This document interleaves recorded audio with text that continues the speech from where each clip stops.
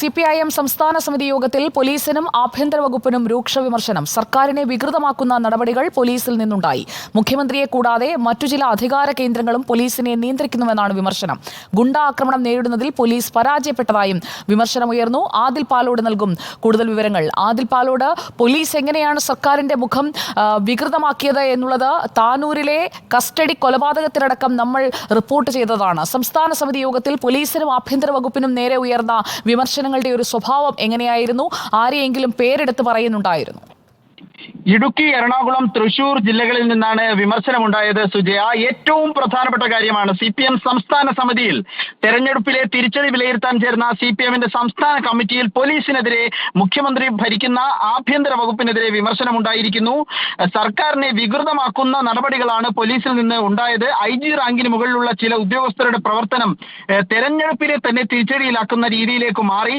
മുഖ്യമന്ത്രിയെ കൂടാതെ മറ്റു ചില അധികാര കേന്ദ്രങ്ങളും പോലീസിനെ നിയന്ത്രിക്കുന്നു എന്ന് അംഗങ്ങൾ വിമർശനമായി ഉന്നയിച്ചു. ഗുണ്ട ആക്രമണങ്ങൾ നേരിടുന്നതിൽ പോലീസ് പരാജയപ്പെട്ടിട്ടുണ്ട്. തുടർച്ചയായ കൊലപാതകങ്ങൾ, നമ്മൾ നേരത്തെ പറഞ്ഞതുപോലെ തുടർച്ചയായ കൊലപാതകങ്ങൾ ജനങ്ങൾക്കിടയിൽ ഭീതിയുണ്ടാക്കി.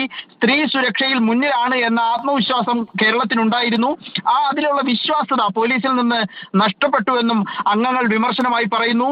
മാധ്യമങ്ങൾക്കെതിരായ പോലീസ് കേസുകൾ നമുക്കറിയാം. കഴിഞ്ഞ വർഷങ്ങളിലൊക്കെ മാധ്യമങ്ങൾക്കെതിരായി നിരവധി കേസുകൾ അനാവശ്യമായി പോലീസ് എടുത്തിരുന്നു.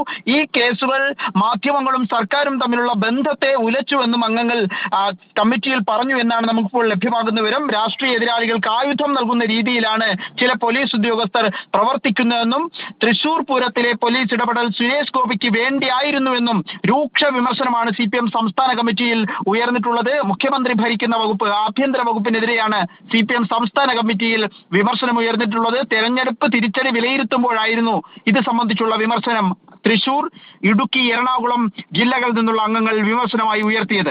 സുജയ. ഓക്കെ, ആദിൽ പാലോടാണ് വിവരങ്ങളുമായി നമുക്കൊപ്പം ചേർന്നത്. അധികാര കേന്ദ്രങ്ങൾ പിടിമുറുക്കുന്നതിനെ കുറിച്ച് മുഖ്യമന്ത്രി കൈകാര്യം ചെയ്യുന്ന ആഭ്യന്തര വകുപ്പിനെതിരെ വിമർശനം ഉയർന്നിരിക്കുകയാണ് CPIMനുള്ളിൽ. എങ്ങനെയാണ് തിരുത്തൽ പ്രക്രിയയിലേക്ക് പോകുന്നത് എന്നറിയാം. ഒപ്പം പുതിയ വിവരങ്ങൾ വരുമ്പോൾ അതിലേക്ക് വീണ്ടും എത്താം. ആദിൽ പാലോടാണ് വിവരങ്ങൾ പങ്കുവച്ചത്. തിരികെ എത്താം കൂടുതൽ വാർത്തകളിലേക്ക് ഇടവേളയ്ക്ക് ശേഷം.